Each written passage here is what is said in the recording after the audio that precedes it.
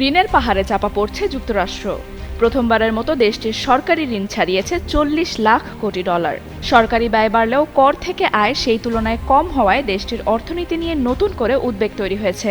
বিশেষজ্ঞরা সতর্ক করছেন, পরিস্থিতি সামাল দিতে দ্রুত কঠোর পদক্ষেপ না নিলে বড় ধরনের অর্থনৈতিক সংকট দেখা দিতে পারে।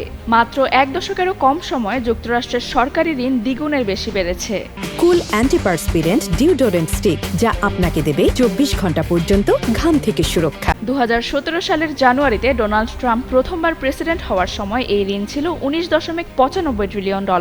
ঋণ বাড়ার পেছনে করোনা ভাইরাস মহামারীর সময় বিপুল সরকারি ব্যয়, ট্রাম্প ও জো বাইডেনের বিভিন্ন আর্থিক নীতি, দীর্ঘদিনের আয় ব্যয়ের ভারসাম্যহীনতা এবং যুদ্ধাঙ্গেহী মনোভাবকে দায়ী করা হচ্ছে। এদিকে ঋণের সঙ্গে পাল্লা দিয়ে বাড়ছে সুদ পরিশোধের খরচও। বর্তমানে প্রতি বছর প্রায় $1.1 ট্রিলিয়ন শুধু ঋণের সুদ দিতেই ব্যয় করছে যুক্তরাষ্ট্র।